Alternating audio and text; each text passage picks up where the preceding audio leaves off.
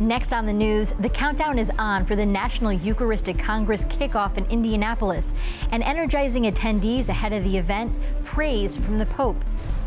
It's been 80 years since the last Congress was held in the U.S.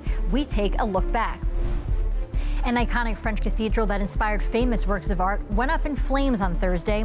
The Notre Dame of Rouen Cathedral was evacuated and more than 60 firefighters responded. Plus, it's a summer staple for Brooklynites, but even if you've seen the Giglio Lift many times, you want to go this weekend. A brand new facade for a century-old tradition. I'm Jessica Easthope with the Giglio's fresh look and the hidden symbols that tie back to this year's Man in Charge. I'm Katie Vasquez. Currents News starts right now.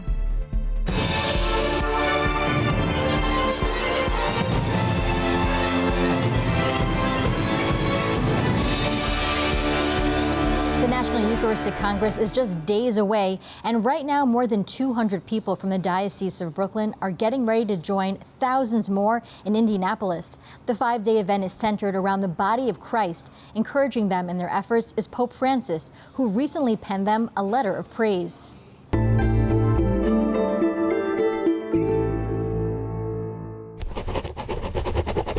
In the Pope's message to the people attending the Congress, he wished that the faithful, refreshed with heavenly food, may achieve a happier age and spiritual prosperity.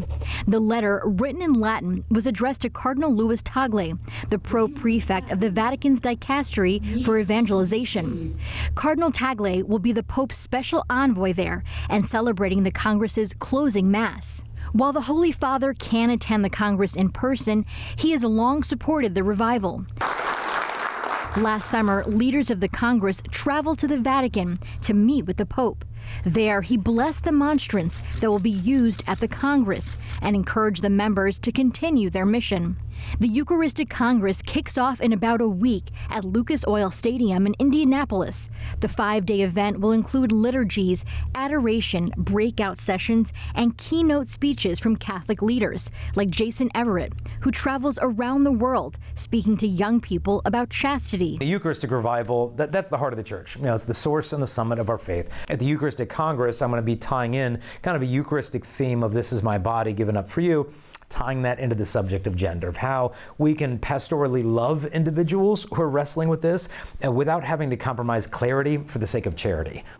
This revival event will be historic. It's been 80 years since a National Eucharistic Congress was held in the United States. Here to give us some more background on that is the national correspondent for the Tablet and Crux, John Lavenberg. Hi, John. Hi, Katie. So, John, the last National Eucharistic Congress was in 1941 in Minneapolis. So, what can you tell us about that event? Yeah, the 1941 National Congress in Minneapolis was a monumental event in the life of the Church in the United States. Over 450,000 Catholics attended, 150 United States bishops attended, bishops from Mexico and Canada also attended. So a huge gathering, and it included, much like the one next week, will include religious ceremonies, clerical and lay conferences, historical and educational exhibits, and then youth rallies, and music as well. So a huge gathering for the Church. So why has it been so long since we've had a National Eucharistic Congress? Yeah, so 6 months after the Congress in 1941, the U.S. entered World War II. At that point, Congresses around the world, not just in the United States, were brought to a halt. And then after that, after World War II, the U.S. established a committee to try and get Congresses back going in the country. And for reasons really largely unknown, they just never restarted again. And now they're trying to revive the practice. And hopefully from this one forward next week, they're going to have many more in the future. Finally, John, a big highlight of the Congress will be at the conclusion of the revival's Emmaus moment. The 4 Eucharistic pilgrimages have been walking across the country to the Congress, and we spoke with one of those pilgrims about almost reaching the finish line. Let's listen. Like, we've been building up this momentum, and like the closer and closer we get, the more and more people are like, yeah, we're going to see you in a few months. We'll see you next month. We'll see you in a week. So just to feel the excitement of everyone as they're getting excited to go to the Congress, and to kind of see the conversions that are happening for people that are like, oh, I wasn't going to go. I didn't know what that was. But after walking with us and having an encounter with Jesus, they're like, oh, we're going to go. So what have you heard from pilgrims and parishioners planning to attend the Congress? Yeah, I think Zoe, in that bite right there, she said the word excitement. The turnout for these pilgrimages has been wonderful around the country, and pilgrims and parishioners alike are very excited to see how that will unfold and grow even in Minneapolis. Thanks so much, John. John Lavenberg, the national correspondent for The Tablet and Crux. Thanks so much. Thank you, Katie. To learn more about all things related to the National Eucharistic Pilgrimage and Congress, just go to eucharisticrevival.org.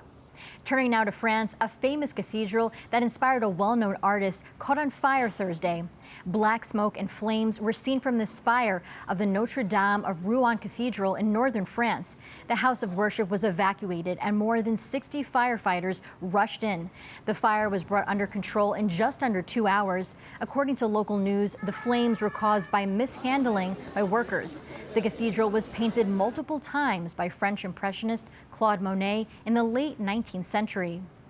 The famous Notre Dame Cathedral in Paris is nearly 90% recovered from its fire. In 2019, flames caused the main spire and roof of the iconic cathedral to collapse. Now, more than 5 years later, restorationists have completed the woodwork to build the spire and are currently working on the roof. The cathedral is set to reopen this December, though millions of people visiting Paris for the Summer Olympics are expected to stop at Notre Dame to check out the restoration efforts. Meantime, dozens of people will pack the streets of Williamsburg this Sunday to watch the iconic Giglio Lift at the Our Lady of Mount Carmel feast. The dancing on the 72-foot-tall tower has been happening for over 100 years, but this weekend that same tradition is getting a new look. Currents News' Jessica Easthope explains. For the first time since 2018, the Giglio's entire facade has been completely rebuilt. And the Our Lady of Mount Carmel Feast's #1 capo says there are pieces that pay homage to the feast's history and to his own family history.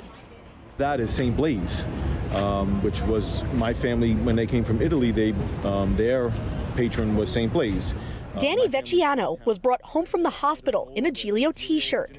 This year, his shirt says Capo #1 of the Giglio Feast. It's the honor of a lifetime.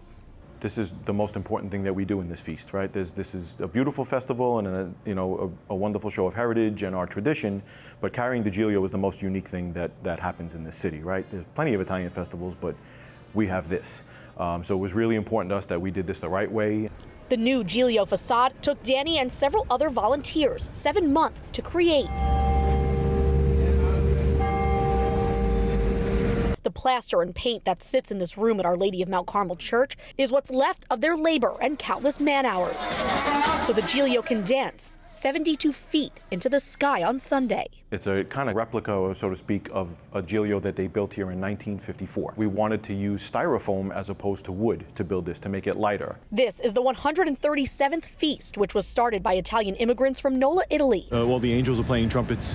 There's music notes and trumpets on the side. So Danny, a trumpet player and the owner of the band that sits atop the 4-ton structure, carries on the tradition of the feast and his family. We're totally invested, totally devoted, and we made it fun too. It wasn't like labor. It wasn't work. The Our Lady of Mount Carmel Feast goes from now until July 21st. In Williamsburg, Jessica Easthope, Currents News. If you're looking to visit the Mount Carmel Feast and see that iconic lift, here are some nights to go. The world-famous lift is this Sunday, July 14th. There will be a mass at 11:30, and that tower will grace the skies at 1:30.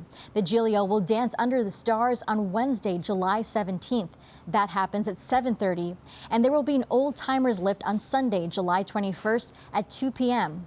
That is this Currents News Update. I'm Katie Vasquez. Thank you for joining us because we are putting your faith in the news. Hope to see you again next time.